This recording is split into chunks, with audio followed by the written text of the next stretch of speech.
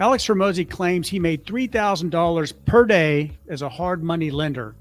And I'm going to break down his video and give my comments on this wild claim.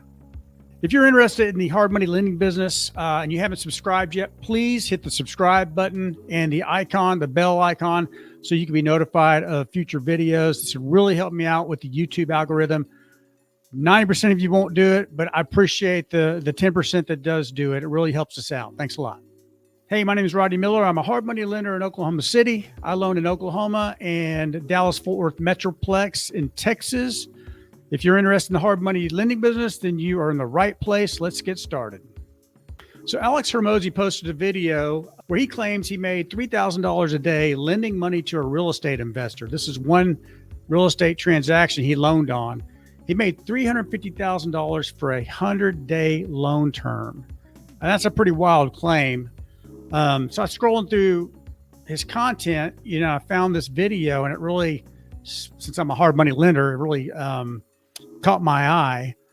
So I thought I'd watch it. And so I did. And it's kind of a fascinating look into the hard money lending business. The lending model is pretty unique, but it's interesting to hear his take on it and to find out that somebody on that level is doing hard money loans. I watched the video, and now I'm going to give you a breakdown of my thoughts and opinions on the accuracy and credibility of the information. So if you haven't heard of Alex Hormozi, you've probably been living under a rock. Alex is the author of 2 books, $100 million offers and $100 million leads. He just had a huge launch for $100 million leads, and he's kind of the go-to guy for marketing and business advice. He's got millions of followers. He's all over YouTube. If you don't know about him, you might want to look him up, especially if you're in business. He's got great business advice. Alex founded Gym Launch and 2 other companies. He sold Gym Launch for $46 million. And now he currently owns acquisitions.com, where they partner with businesses that make over $1 million a year, and they help them grow their business and exit by selling them to private equity firms. But to boost his business, he's got a huge YouTube channel. He gives free business advice, gives away a ton of stuff, and he's just really well known in the business arena, marketing, internet marketing, all that. He's a pretty huge name. So Alex is not known for loaning money, so the post caught my attention. So right off the bat, Alex lets us know that he loves the hard money lending model. So let's check that out. So one of the things that I like a lot is hard money lending. I'm a big fan of it. It's private lending, which is basically like you are the bank.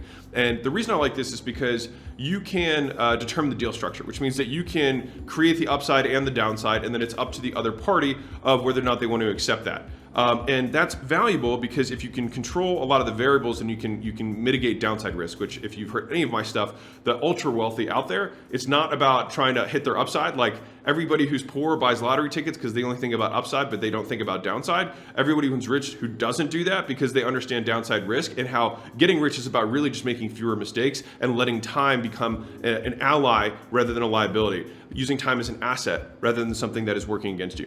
So basically, Alex likes the control you get from loaning hard money. He talks about, the control and how you get to set the terms, you get to be the bank, and you can mitigate the downside because you are the one structuring the deal. And finally, he mentions that borrowers can take it or leave it. You don't have to do anything that's outside of your comfort zone. You make the rules, the borrowers either take it or leave it. And I agree with all this. The beauty of lending is complete control over the deal structure. And, kind of like he with the money makes the rules. I mean, when you think about it, does your bank give you much say in your loan? No. They set the terms and you agree to them, and you probably sign a large stack of papers that you don't read and don't understand. So that's kind of how it works on the other end with hard money lending. You set the terms, and if they don't want to take the terms, you don't do the deal. That's what makes it so safe. Now let's continue. Next, Alex goes into the actual deal structure. Let's check that out. Big picture here, this was a $2.5 million note. All right, so I wired $2.5 million in cash to a buyer. All right, and the buyer went to buy a building out of foreclosure. All right, so they had a 334 unit, which if you're like, holy cow, how is a 334 unit building $2.5 million? Hence the reason I was happy to do the deal. All right, it was also in a war zone, like the police officers don't even go here. So this was a deal in Memphis, and so it's 334 unit building. All right, it was basically condemned. There's squatters, drug dealers, all sorts of stuff, right? So basically, Alex loaned $2.5 million to a real estate investor. He wired the money to him for one real estate transaction. And the transaction was a 334 unit condemned apartment building in the war zone of Memphis, Tennessee. A 2.5 million is a lot of money. Probably not as much to Alex, who's worth tens of millions of dollars to him, but to us, people like you and I, it's a lot of money, but it probably is to him too. $2.5 million would hurt if you lost that, no matter how much money you were sitting on. Now, right off the bat, this deal sounds pretty dicey. Condemned 334 unit apartment complex in the hood of Memphis, Tennessee. Yikes. Now, after that, Alex addresses the risk factors. What if I don't get the money back? And how do I get the money back? It doesn't get more basic than that. All right, let's continue. So Alex now talks about how he protected himself from loss, how he structured the deal to mitigate the risks. We're getting more details and things are starting to make more sense. Take a look. So the first layer of defense here is guarantees. All right. So both of the buyers, there's two people, personally guaranteed the money. All right. And they had net worths in excess of $2.5 million. All right. So we had that going for us times two. Next, the building itself, we have the value, right? Which the question is, well, if it was condemned and all that kind of stuff, do we know what the value is? Like, is it really worth $2.5 million? Would you ever be able to sell it? Good question. So we had 3 offers already on the building for between 5 million and 5.6 million. So an offer is one thing, right? But is there another level we can have? There was actually somebody put earnest money down, meaning that they had made the offer and it was accepted and they were going to put money in the deal. So there's earnest money of 300K. So they had said, we want to buy it. It was these guys, the 5.6 guys, right? Earnest money of 300,000 in the deal, saying that as soon as you guys can transfer the title over to us, then great. All right. And the last thing was to make sure that we were actually, and this sounds minor, but this is how a lot of deals get messed up, that we were actually on the title, right? So that means that if for some reason we do not get repaid, we are the first people who have ownership or entitlement, rather, to the property. So now we're taking a closer look. We're seeing how he mitigates his risk, and it's everything that we normally do in the hard money world, just on a larger scale. I mean, not really. A lot of people make $2.5 million loans. It's probably not in my universe. But anyway, so everything he's doing is pretty standard for the hard money business. So both buyers personally guaranteed the loan. That means they had to personally sign on there. All their personal assets are at stake. If the deal goes bad, I'm guessing these people probably are worth a lot of money because they're buying huge apartment buildings. But if the deal goes bad, then those two guys are personally on the hook. He didn't mention the spouses, but I would have made both spouses sign, as I always do. Then you have, on this deal, you'd have 4 guarantors, and the principals and the spouses would be on the hook. They would lose everything except probably for their personal house, because that's a homestead, but they would be at risk. And the likelihood of people bailing on you if the spouse is signed as well is very, very low. So that's one area that he didn't mention the spouse, but I would definitely make the spouse sign. The second thing that he mentions, this is super important, is the building value. They had an offer to buy the building already for $5 million to $5.6 million. At his $2.5 million loan amount, he's about 50 cents on the dollar. And, if he had to take this back, he knows he could probably sell it for $5 million. So he'd probably do better if he had to take the building back. So 50% loan to value is pretty good. The most we ever go in the hard money lending business is usually about 65% of the value, but we try to keep it even lower than that. But 50% is a great way to hedge your risk. Good for Alex. Also, the buyers put up $300,000 of earnest money in the deal. That's good because they have skin in the game. And I actually probably would have made them bring some more money to the table. We usually make our borrowers bring 20% of any purchase plus closing costs, but this is a huge deal. So he was into it pretty good. He's probably okay. And finally, the last thing that made this a safer bet for him, and we always insist on this, is he got a first lien position or a first mortgage on the property. So if the deal goes bad, he is the first lien holder. He's the one that gets paid first. So that's always standard on our deals. And most hard money lenders want to be in first lien position. So he did that right. He did a good job on that. Okay, next up, Alex is going to start talking about his rate, what he charged the lender, and basically how he got paid. And so this was kind of the deal structure. All right. Now, this is how we got paid. All right. So these are the payment terms. So it was 4% per month. All right. Now, 4% times 2.5 million, if you're curious, right, is $100,000 per month. All right. So I was making $100,000 per month for the last 3.5 months for them to hold this money.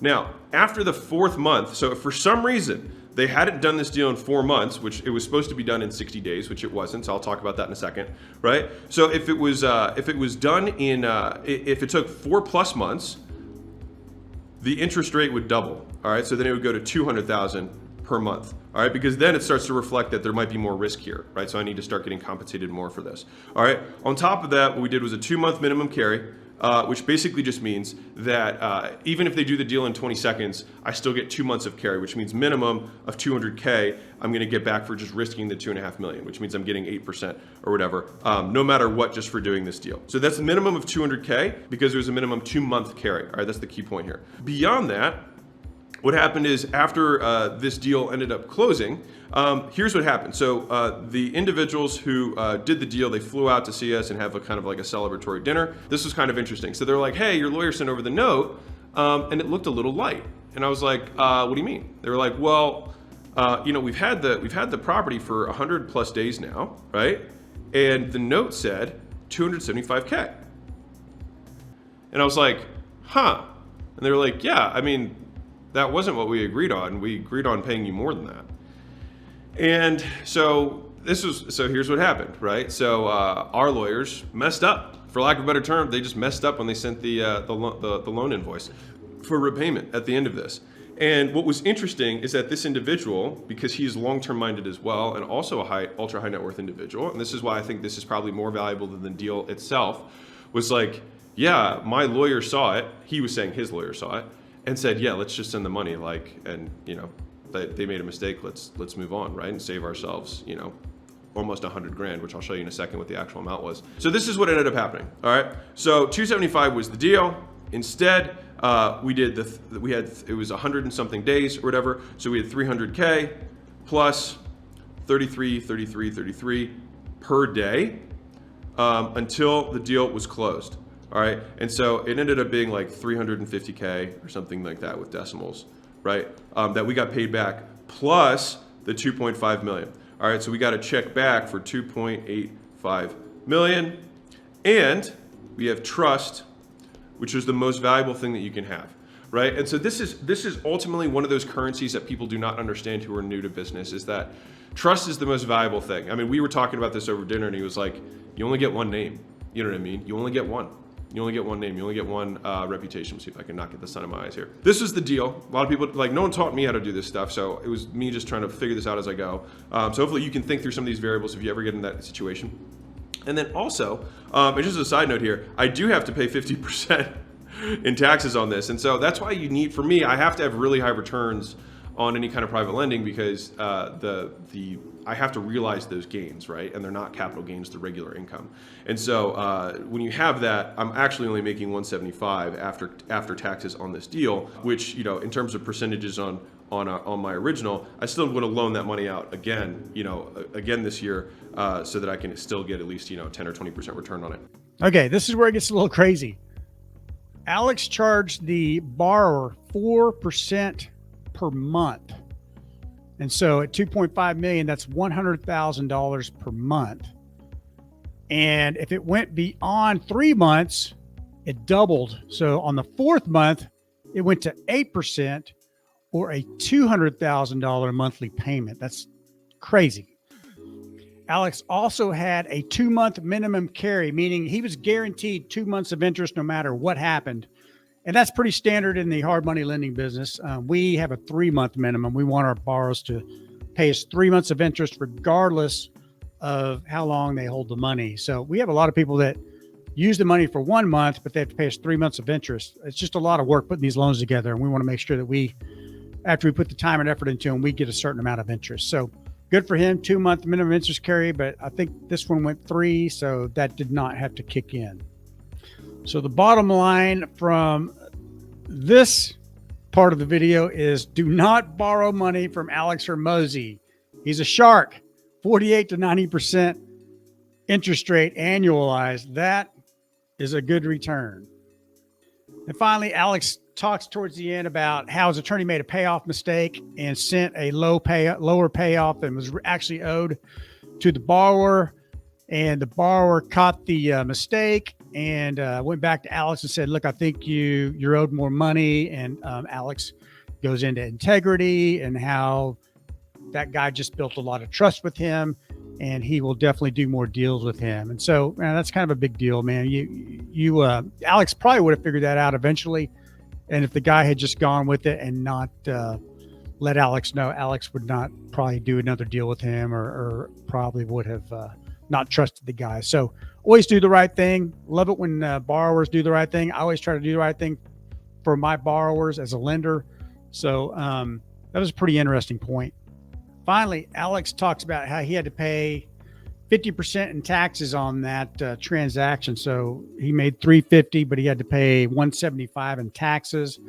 He wasn't too happy about that. There's really no interest on real estate loans, hard money loans. The interest income you get is ordinary income. There's really no tax benefit or any tax loopholes for that. You're not going to get capital gains tax treatment or anything like that. So it is taxed at a pretty high rate, but that's why I always tell people to have a rental portfolio, buy some real estate to get those depreciating assets and offset some of your ordinary income from lending.